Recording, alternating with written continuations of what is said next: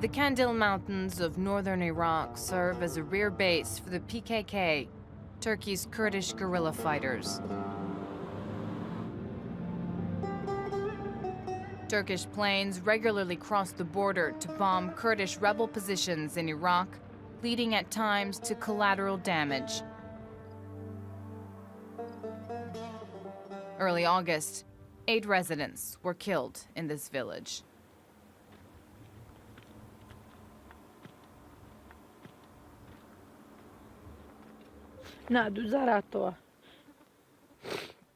They bombed twice. The first time they targeted this house, and this old woman fell as a martyr. Then they hit the villagers coming to help her. They say they killed members of the PKK, but all the victims were civilians.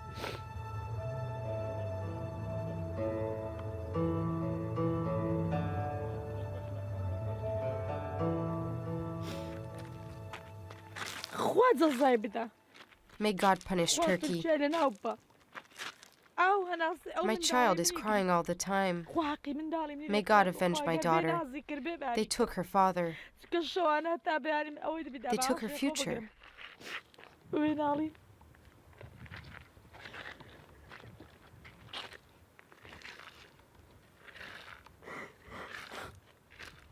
Today, Zargali is a ghost village.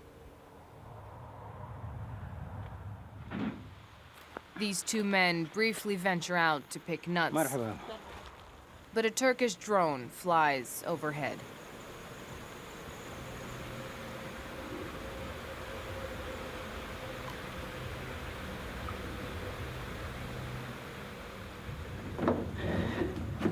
We shouldn't stay here.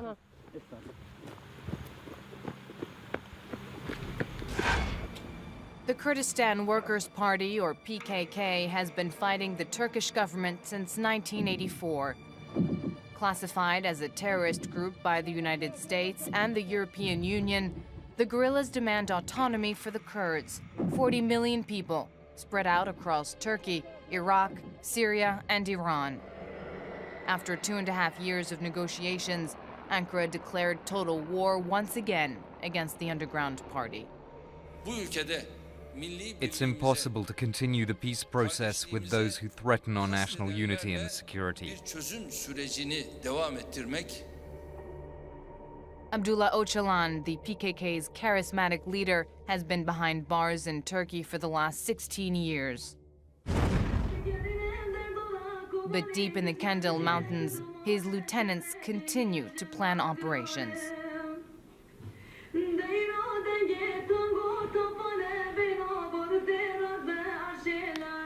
The fighters here are wary of electronic appliances. Before going in to meet their leaders, our phones are deactivated. These appliances put out a signal, and our enemies can locate them. We're doing this for your safety. If they get wind that you're here to contact the fighters, they won't hesitate to bomb us and sacrifice you.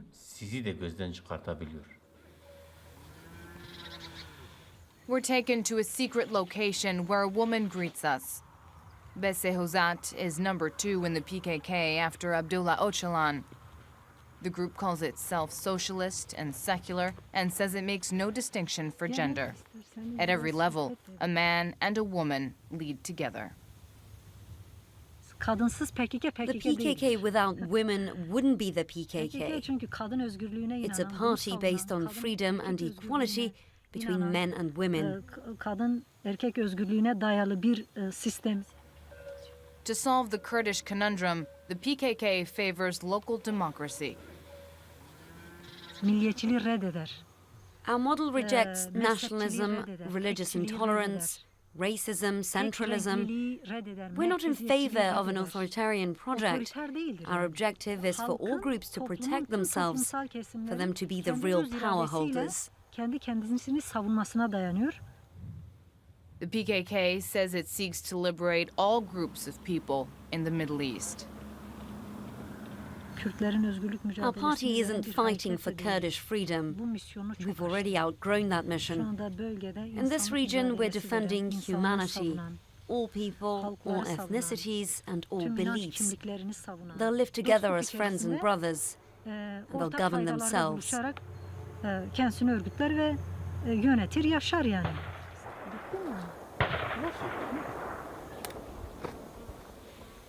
What was that, comrade? Gidelim. We should go.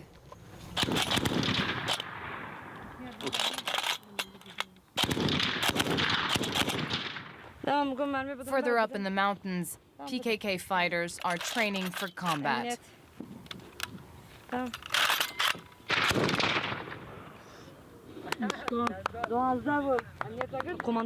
We're in commando training and physical training. If there's an attack, we'll be ready. They're gearing up to fight on two fronts, in Turkey against the Turkish army, but also in Iraq against the Islamic State group. They accuse Ankara of being allied with the jihadists. Erdogan's party is the one that helped the Islamic State group the most. In fact, the press published documents that prove it. Turkey sends weapons and logistics to the Islamic State group. We all know this government has helped them.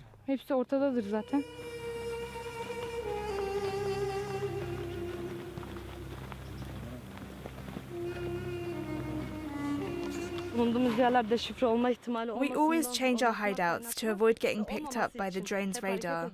Sometimes we stay hidden in the same place, but it's better to move.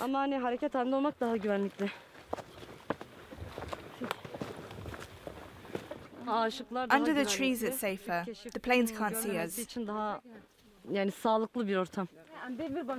Between two training sessions, rebels study Abdullah Öcalan's theories. So what makes nature so important for our fighters? Since the time of our ancestors, the Kurds have always lived in the mountains. Nature is like a mother to us. So the guerrilla protects nature, and nature protects the guerrilla.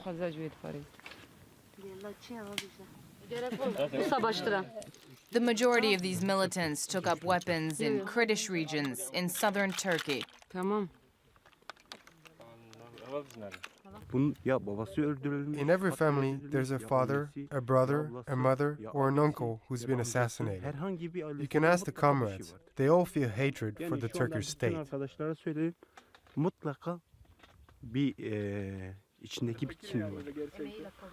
Others come from Iraq, Syria, and even Iran.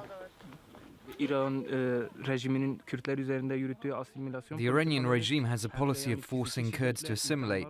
There's torture and public hangings.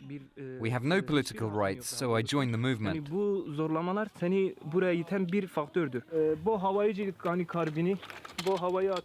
To fire in the air, you have to take this position. You can bring down a plane this way. How do we buy weapons? Actually, it's the people that help us. And when we're in a combat zone, we take the enemy's weapons.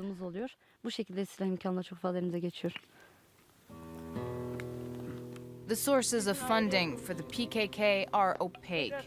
In Kurdish regions and throughout the diaspora, it levies a revolutionary tax. Some accuse it of drug trafficking. Mekanizmasını kapattıktan sonra kapağını kapatıyoruz.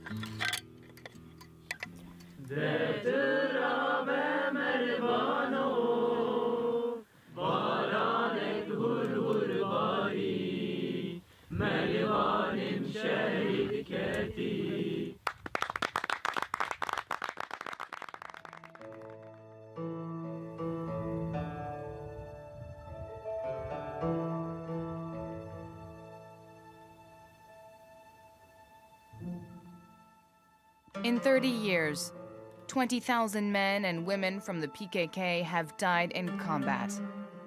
The PKK idolize their martyrs. Their personal belongings are on display in mausoleums in their honor.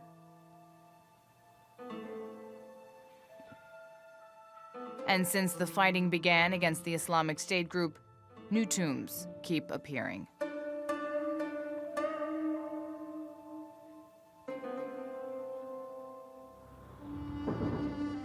250 kilometers to the west, in the city of Sinjar, at the foot of the mountain, they're in daily combat with the jihadists.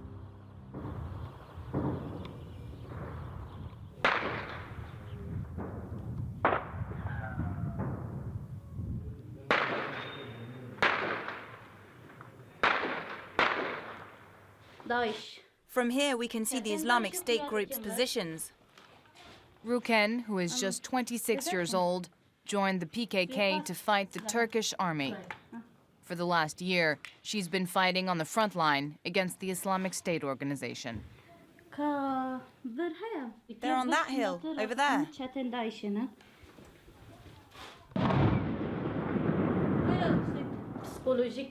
It's psychological pressure. They cry Allahu Akbar and they fire mortars. It's nothing. They're firing randomly. We're used to that now. Come, let's go.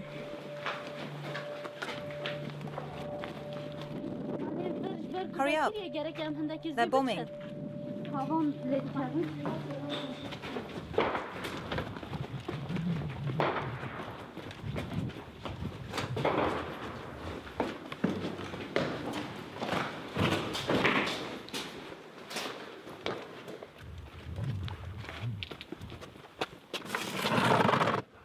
All that is under the Islamic State group's control.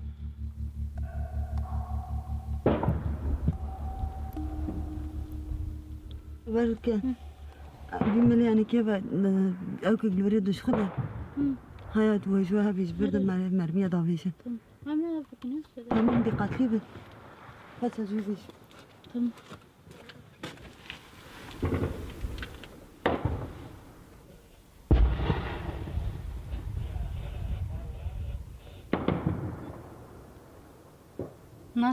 They have heavy weaponry. That's a 12-7. When you get up, stay low. It's dangerous here.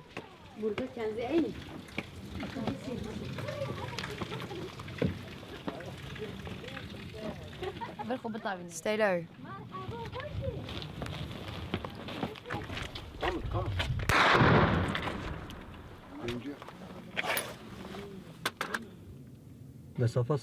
They're 100 meters away, 60 meters maybe, close by.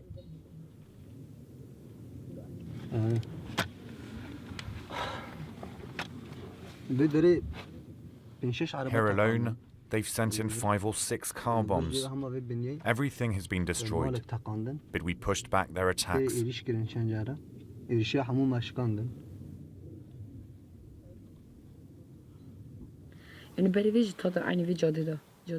Once I could see them down the street. They were well armed. They had big beards. They looked like barbarians. I took my time aiming. I fired. One of them fell instantly.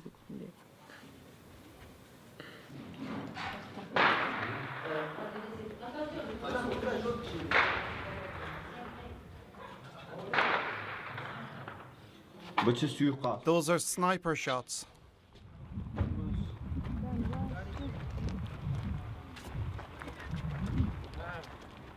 The wounded are taken to safety at the top of the Sinjar Mountains in a makeshift hospital. He was hit by a sniper. A bullet went through his arm. Ya bir tane tramadol çıkarsaydın.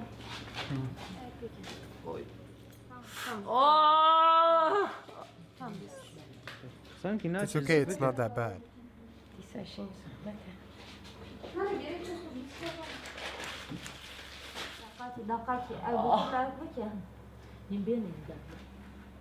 Türkiye kendi oylarıyla Turkey has done everything it could to make the PKK guerrillas look like a terrorist group to the entire world. But if we're terrorists, why are we fighting the Islamic State group? The nurse, who is from Norway but of Kurdish origin, has come here to treat fighters wounded in Iraq. I came back to help them. As long as my people need me, I'll continue to do it on a voluntary basis. I'm hardly wounded. There's no need to send me to hospital. An IV, I'll be fine. Tomorrow I'll have recovered. No, your bones are broken. Algert is taken to a Syrian hospital. He was lucky. That same day, another fighter lost both his legs when a mine exploded under him.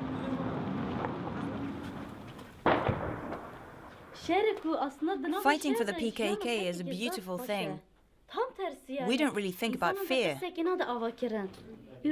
When my comrades are wounded or killed next to me, I cling on to life even more.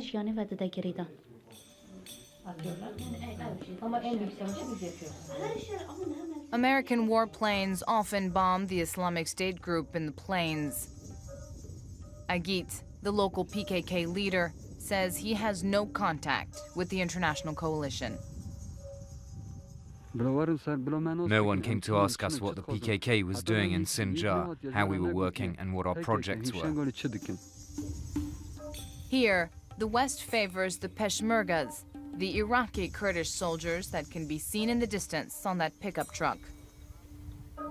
Their leader, Masoud Barzani, is the president of the autonomous region of Iraqi Kurdistan.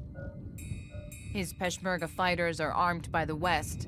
The PKK wants military support too.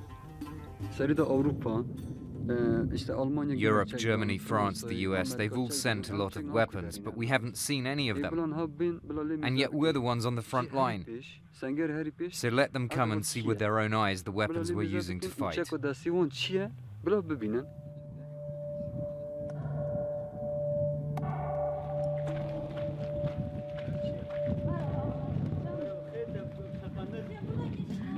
Oradan geçeceğiz.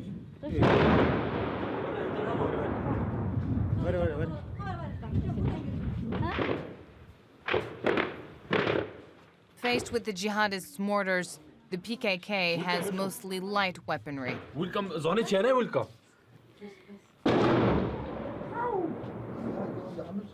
I hope there's no one outside. Looks like they're changing their firing schedule. Have they fired a lot today? I swear they're bombing left and right. As the Islamic State group bombs the area, the PKK stay hidden. That one didn't fall very far.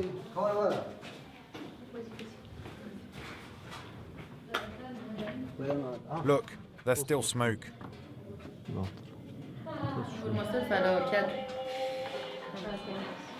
There are few rewards for being a PKK fighter. They're not paid and are expected to give up their private lives. My people are in the hands of the enemy. They're killing Kurds while I'm supposed to get married and have children?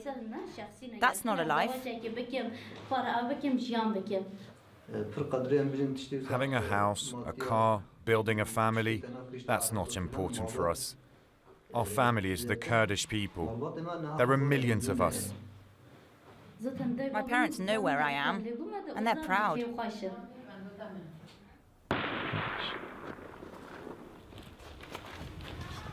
All these houses used to belong to Yazidis. The Yazidis are a non-Muslim Kurdish minority. In the eyes of the Islamic State group, they're non-believers. Sinjar was the Yazidi capital. Its residents fled the town when it was taken over by the IS organization last year. Many houses have been taken over by IS fighters. Most of the city is still in their hands. Historically, the PKK wasn't present in the Sinjar Mountains, but in August 2014, jihadists surrounded the strategic area on the Syrian border. The Yazidi people were trapped. PKK units were sent to rescue them. We don't just defend Kurds in Turkey, we defend all groups in Kurdistan, including in Sinjar. The Islamic State group wanted to massacre our people, so we didn't ask ourselves if they were Turkish Kurds or Iraqi Kurds. We won't leave the region until we've freed our people.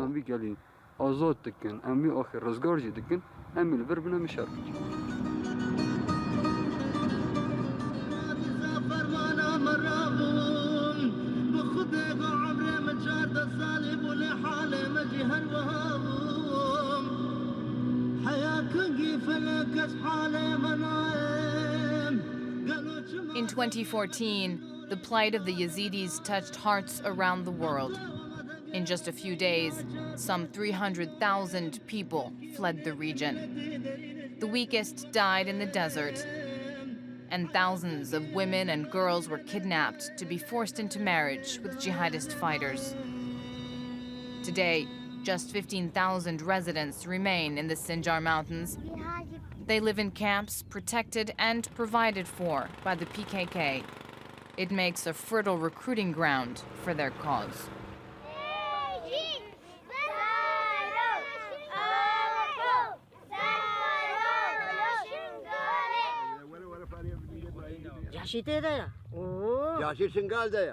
The Islamic State group is there now, in the city of Sinjar, in our home. They beheaded people, kidnapped our children, committed massacres, a litany of horrors. In my village, they killed and kidnapped many Yazidis. The PKK were the only ones who helped us. God, of course, first, and then the PKK. There are no humanitarian aid groups here. The only medical dispensary is run by a party doctor.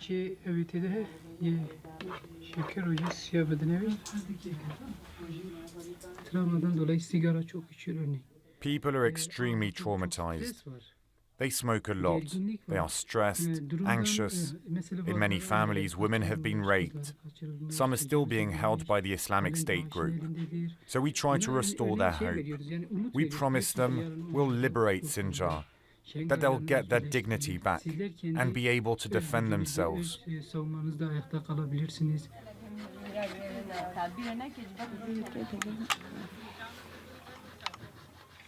I've completely forgotten. At the time of the massacres, no one protected the Yazidis. Now, the PKK is training civilians to fight. If the enemy returns, I'll know how to defend myself. All this we learned from the PKK. When they came to rescue us, they showed us how to use weapons. They taught us how to read and write, and about their ideology as well. They want us to become civil servants, professors, politicians.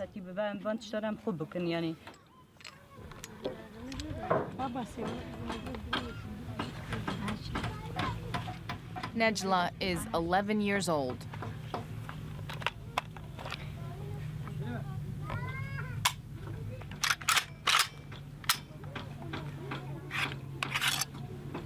If we had known how to fight, we wouldn't have been kidnapped by the Islamic State group. Now I want to avenge my people. She's wearing a military uniform because she wants to, that's all. When they're younger than 18, they don't go fight. Anyway, we have enough young people ready to go to battle. To all intents and purposes, the PKK is training a Yazidi militia.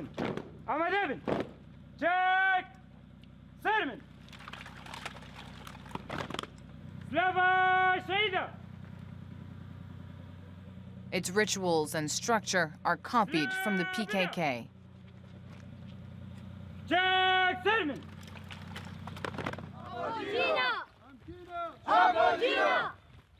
The Yazidis are a Kurdish religious community whose faith is linked to Zoroastrianism, which originated in pre-Islamic Iran.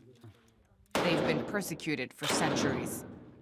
There have been 73 massacres carried out against our people. They always try to exterminate us. Now the Yazidis have an army, an ideology, and a desire for revenge.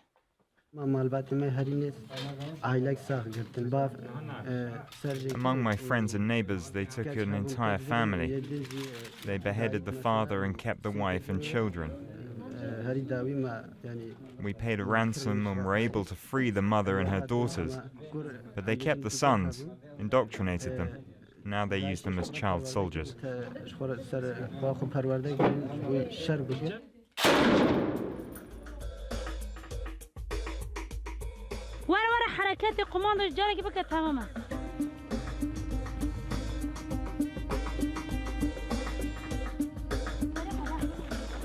Women were the Islamic State group's first victims.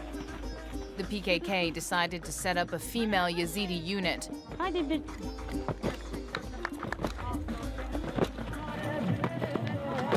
Soon, these women will be at the front.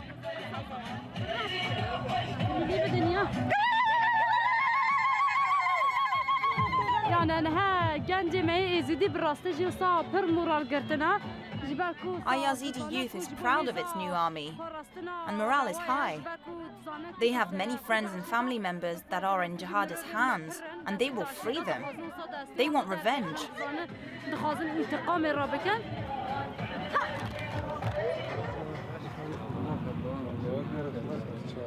Hundreds of kilometers away from its historical stronghold, the PKK is grooming relations with the Yazidis. But it's creating tension with the government in Iraqi Kurdistan and its army, the Peshmergas. They're not happy with the PKK and the spread of its ideas. As a member of NATO, Turkey is an ally of the West, which refuses to remove the PKK from its list of terrorist groups. Its opponents accuse the PKK of forming an alliance with Syrian dictator Bashar al-Assad, trying to set up a sectarian regime, and training child soldiers.